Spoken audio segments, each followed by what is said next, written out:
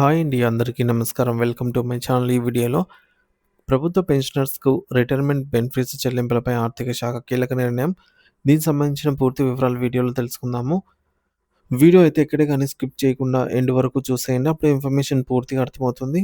అలాగే వీడియో చూస్తున్న ప్రతి ఒక్కరు వీడియోకైతే లైక్ చేయండి ఫ్రెండ్స్. ఈ వీడియోని తోటి పెన్షనర్ మిత్రులతో అయితే షేర్ చేయండి. కొత్తగా మన ఛానల్‌ని చూస్తున్నవారు ఇంకెవరైనా సబ్స్క్రైబ్ చేసుకున్నట్లయితే వెంటనే మన ఛానల్‌ని సబ్స్క్రైబ్ చేసుకోండి.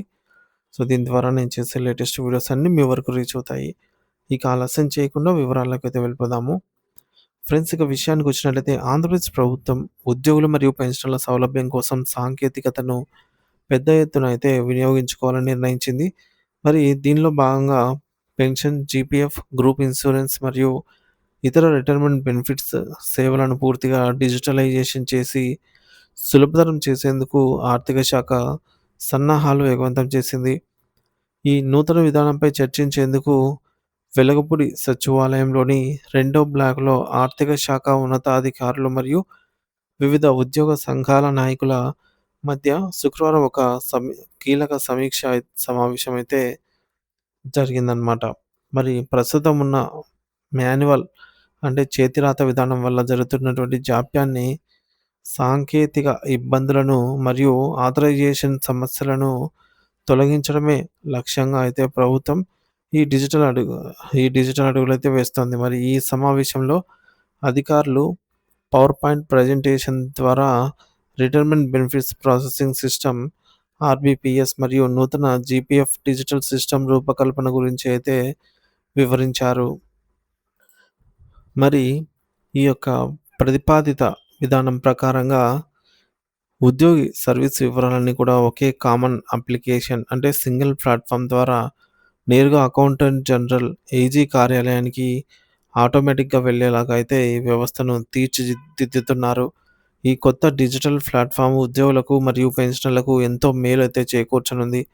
ముఖ్యంగా పెన్షనర్లు తమ దరఖాస్తు స్టేటస్‌ను ఎప్పటికప్పుడు తమ మొబైల్ ఫోన్ ద్వారానే ట్రాక్ చేసుకునేటటువంటి వెసులుబాటు అయితే రాబోతోంది. అలాగే పెన్షన్ ప్రతిపాదనలలో ఏమైనా ఇబ్బందులు తలెత్తితే ఫిర్యాదు చేయడానికి నిధి పోర్టల్‌లో ప్రత్యేక విభాగాన్ని అయితే ఏర్పాటు చేస్తున్నారు. దీనివల్ల పారదర్శకత పెరిగి ఉద్యోగులకు త్వరితగతిన సేవలైతే అందుతాయి. సో, మొత్తానికి ఈ సమావేశంలో ఏపీ జేఏసీ చైర్మన్ మరియు ఏపీ ఎన్‌జీఓ సంఘం రాష్ట్ర అధ్యక్షుడు శ్రీ విద్యాసాగర్ గారు మాట్లాడుతూ, పెన్షన్ మరియు జీపీఎఫ్ అప్లికేషన్‌లలో సరళతరం మరియు డిజిటలైజేషన్ ఆహ్, తీసుకురావాలన్నటువంటి ప్రభుత్వ ఆలోచనను తాము ఆహ్వానిస్తున్నామని తెలిపారు. అయితే కొత్తగా తెస్తున్నటువంటి ఈ వ్యవస్థలో ఎటువంటి సాంకేతిక లోపాలు లేకుండా పకడ్బందీగా అభివృద్ధి చేయాలని అధికారులనైతే కోరారు. పెన్షనర్లు ప్రతి ఏటా తమ ఉనికిని తెలియజేసే యాన్యువల్ వెరిఫికేషన్ ప్రక్రియను ఇకపై మొబైల్ ద్వారానే చేసుకునేలాగా రూపొందించడం చాలా ప్రశంసనీయమని ఆయన పేర్కొన్నారు. అలాగే పెన్షన్ పేమెంట్ ఆర్డర్ పీపీఓ నేరుగా సంబంధిత అధికారికి వెళ్ళేలాగా చూడాలని అయితే జీవో ఎంఎస్ నంబర్ 100 ప్రకారంగా పెన్షన్ నిబంధనల సరళీకరణను కూడా ఈ కొత్త వ్యవస్థలో పొందుపరచాలని అయితే సూచించారు.